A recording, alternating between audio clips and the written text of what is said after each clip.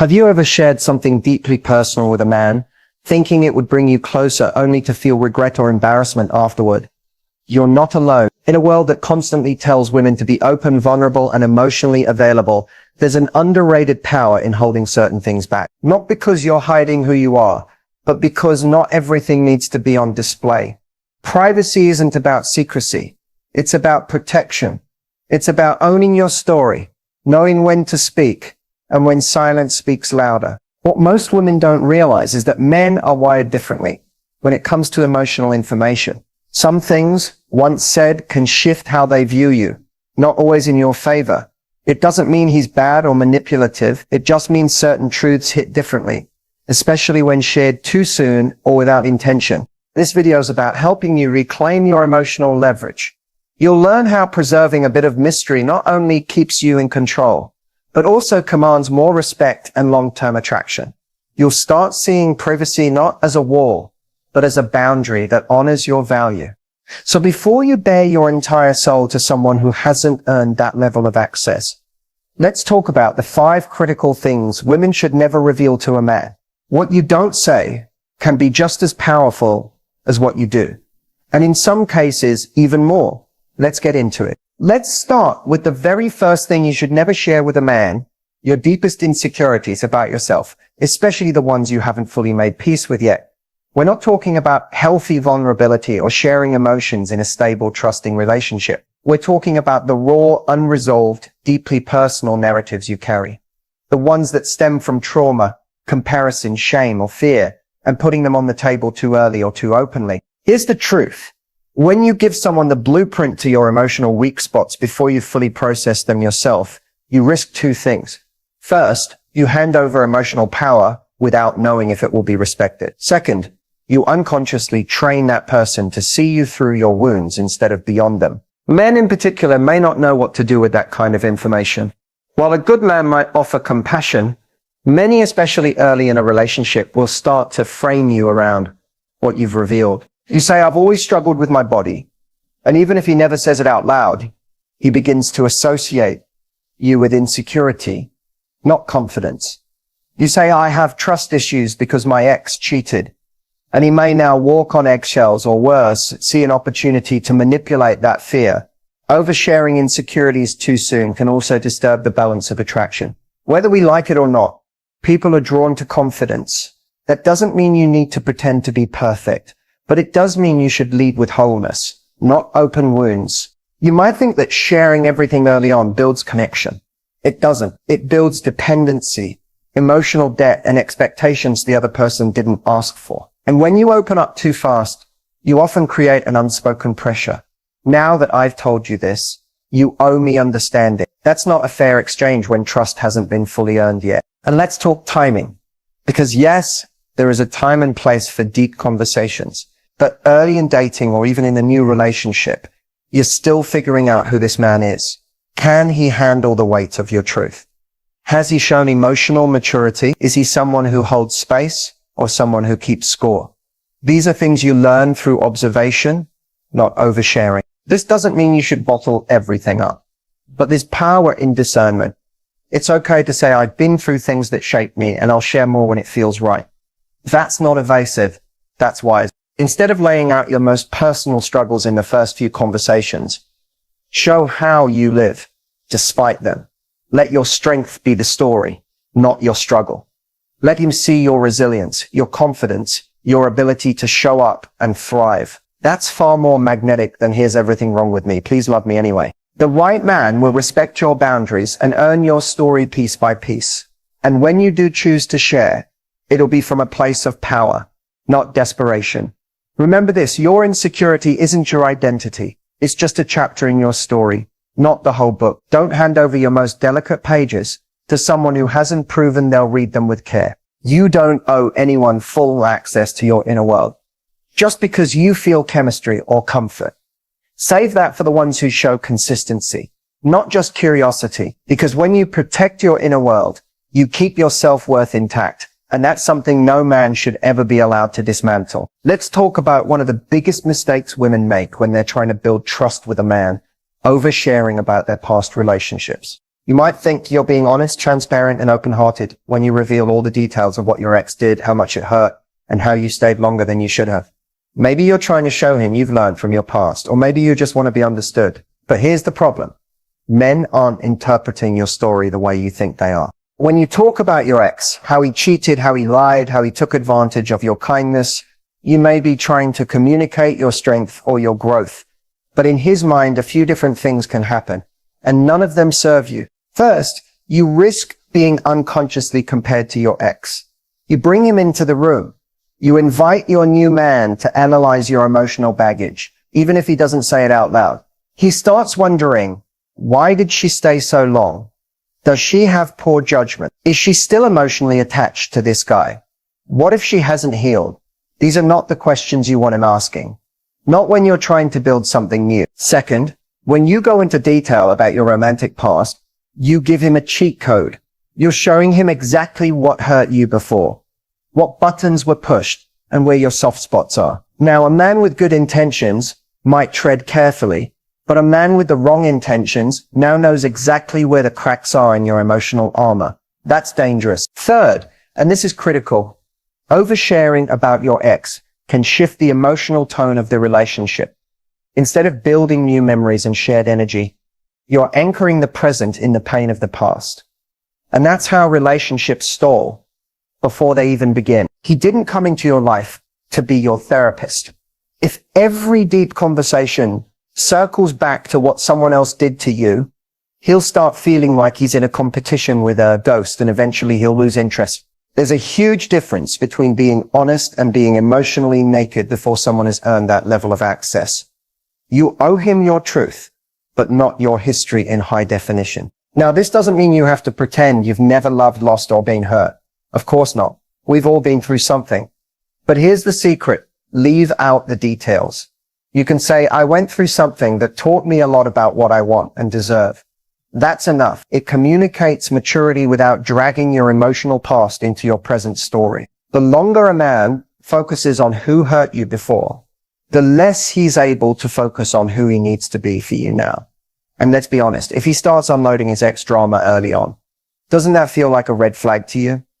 It feels heavy, messy, and like he's not over it. The same standard applies both ways. Emotional self-control is attractive. So remember this.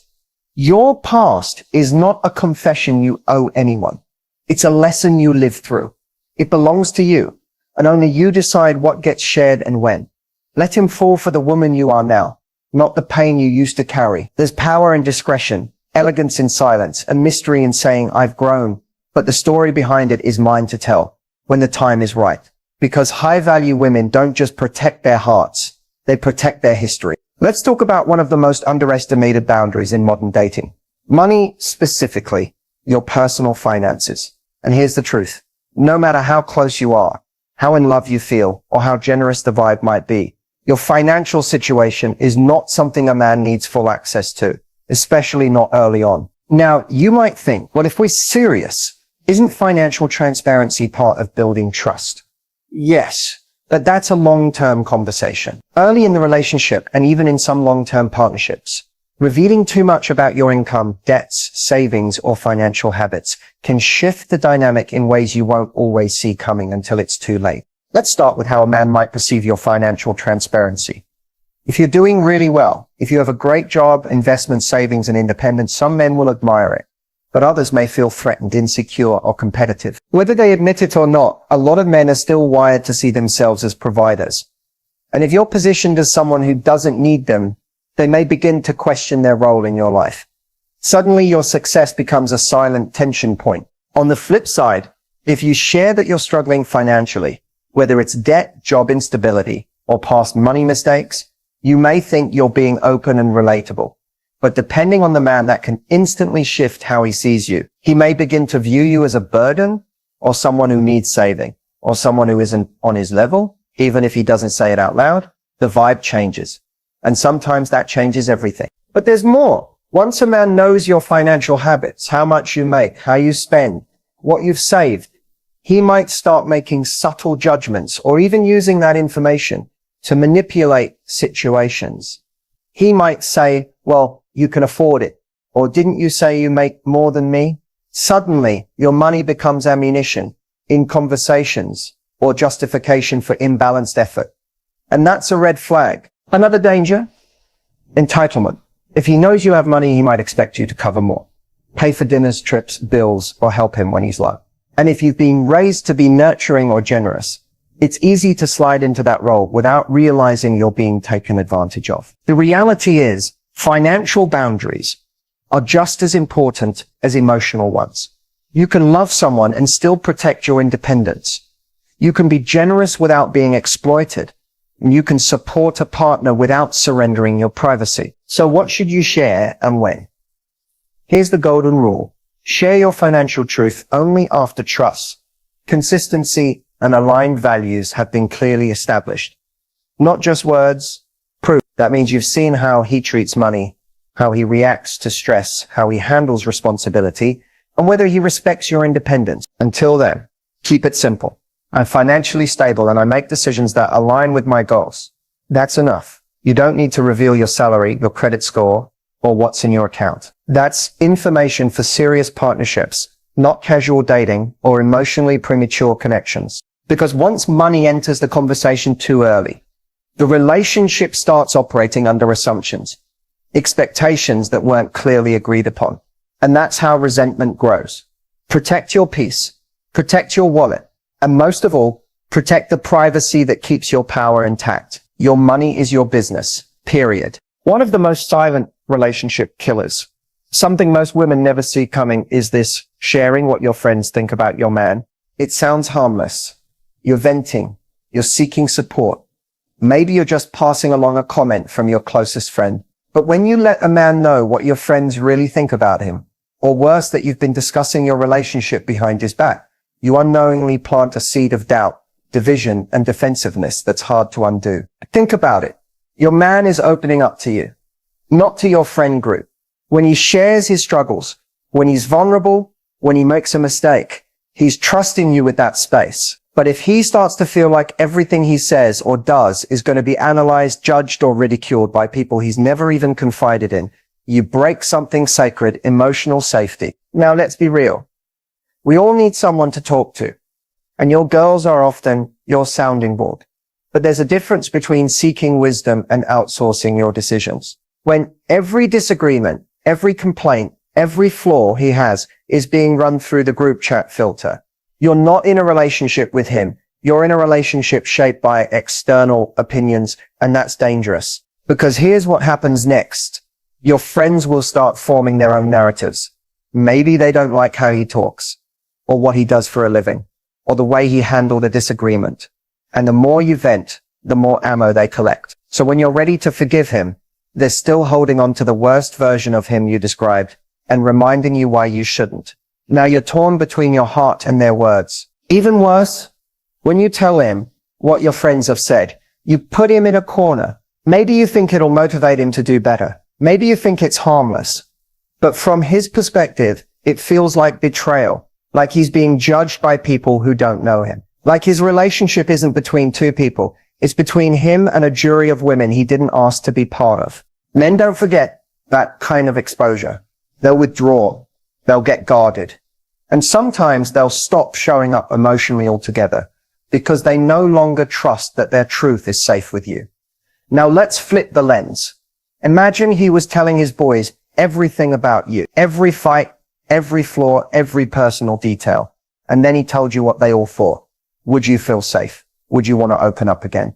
Probably not. Emotional loyalty means knowing what to keep between you and your partner. It means protecting the sacred space of your relationship. Even when you're angry, even when you're unsure, that doesn't mean you suffer in silence or ignore red flags. It means you confide wisely. Choose one trusted, mature voice, not a whole audience, someone who gives grounded advice, not emotional reactions. And most importantly, it means never using your friends' opinions as weapons in an argument. Saying, well, my friends think you're immature, or they all say I can do better, doesn't help you win. It guarantees you both lose. Because even if he forgives you, those words stay burned in his memory. Your relationship is your journey, not a group project. Protect it, respect it. And sometimes the most powerful thing you can do is keep what your friends say exactly where it belongs, in private. Because love can survive many things, but public scrutiny isn't always one of them. Let's get real for a second. Every woman has insecurities. Whether it's your body, your past, your voice, your laugh, your career, your family, there's something that makes you feel less than on certain days. That's human. That's normal. But here's what's not helping you in love. Wearing those insecurities on your sleeve and serving them up to a man as if they define you. We live in a time where vulnerability is praised, and yes, vulnerability can build intimacy. But there's a fine line between being emotionally open and emotionally exposed. Oversharing your insecurities, especially too soon, doesn't make a man feel closer to you. It makes him see you as unsure of your own worth. And that changes the entire emotional tone of how he relates to you. When you say, I know I'm not that pretty, I'm probably too much for you, or you'll probably leave me like everyone else, what you think you're doing is being relatable or self-aware. What you're actually doing is teaching him how to view you. You're writing a script for how he should treat you. You're silently saying, I don't think I'm enough, so you probably shouldn't either. And that energy, it's repellent. Not because your flaws are unlovable, but because your self-perception becomes his first impression. It's hard to admire someone who constantly signals they don't admire themselves. Now here's the kicker. Most men won't tell you that your oversharing is making them pull away. They'll just fade. They'll get quiet. The chemistry will start to feel forced, and you'll wonder what you did wrong, when in reality all you did was open a door that he wasn't ready or able to walk through. Men want to feel like they're building something with you, not constantly trying to lift you out of emotional quicksand. They want a partner, not a project. When you dump all your unprocessed insecurities on him, you're asking him to fix something that only you have the power to heal. And yes, you deserve someone who holds space for you. Someone who sees your softness and loves you through it. But here's the secret. That kind of love starts with you. You have to show up rooted in your own worth, not hoping someone else will water your confidence for you. You don't need to announce your insecurities for them to be valid. You don't need to pre-apologize for existing. You don't need to reveal every doubt in your head just to prove you're real. Being real means owning your presence, not shrinking from it. If something about yourself makes you uncomfortable, you get to work on it privately or share it in pieces with someone who's earned the right to hear it. Because the more emotionally naked you are with someone who hasn't shown depth, safety, or consistency, the more likely you are to feel exposed, misunderstood, or worse, used. So here's what to do instead. Focus on who you're becoming. Lead with the strength you've built through your journey, not the wounds that still ache. Let your energy say, yes, I've struggled. Yes, I've doubted, but I'm still standing. And I know what I bring to the table. Because the most magnetic thing a woman can ever be is secure in her silence, secure in her value, secure in knowing that she is enough without needing constant reassurance. Oversharing doesn't make you lovable. Self-trust does. Let him fall for your light, not the shadows you haven't made peace with yet. You've made it this far for a reason. Maybe part of you already knew that you've been giving too much of yourself away, too soon, too freely, too openly. Not because you're weak, but because you're human. And because, as women, we're often taught that love means total access. That if you really care, you should open every door, share every secret, and give someone the full map to your soul. But here's what no one tells you. Real love doesn't require you to give away your power. In fact, the right man won't want it. He won't want you to shrink, overshare, or seek his permission to feel valuable. He'll admire the parts of you that remain just out of reach, because mystery invites curiosity and boundaries demand respect. Protecting your power isn't about being guarded or distant. It's about being intentional. It's knowing that your story is sacred. Your emotions, your past, your insecurities, your finances, your friendships, those aren't casual talking points. They're pieces of your identity. And if someone hasn't earned the right to hold them with care, they haven't earned the right to know them at all. You don't need to prove anything to be loved. You don't need to perform emotional gymnastics or hand over pieces of yourself hoping someone will stay. The right person stays because of your energy, your presence, your peace, not because you gave them backstage access to your every flaw. You are allowed to be kind and discerning, soft and self-protective. You can laugh, love, connect deeply, and still hold a part of yourself back. Not because you're hiding, but because you're honoring yourself. Your mystery isn't a manipulation tactic. It's the quiet confidence that says, I know who I am and not everyone gets the full version of me. That's not cold, that's powerful. And ironically, it's that energy that draws in a partner who's worthy of knowing more. Because when a woman knows her value, she doesn't need to overshare to keep someone interested. She doesn't rush to give away her story. She lets it unfold, page by page, to someone who's proven they'll treat every word with respect. Protecting your power is about knowing the difference between openness and vulnerability, between sharing to build connection and bleeding out in hopes of being rescued. It's about recognizing that silence can speak just as loudly as confession, and that sometimes the strongest thing you can do is simply say nothing at all. So take a moment. Think about what you've been sharing. Think about who's been getting pieces of you they didn't earn, and ask yourself, what have those conversations cost you? Your peace, your confidence, your emotional leverage. It's never too late to take your power back. You don't owe anyone unlimited access. You don't need to explain your boundaries. And you don't need to apologize for keeping sacred things sacred. You are the prize. Your presence is enough. And your power, it's not in how much you give, it's in what you choose to protect. So as this video ends, make a choice, not to close off, but to close ranks. Tighten your circle, sharpen your standards, hold your truth like the crown it is. Let them earn the right to know you, because you are worth that level of respect. And from this moment forward, you don't hand over your power, you wear it.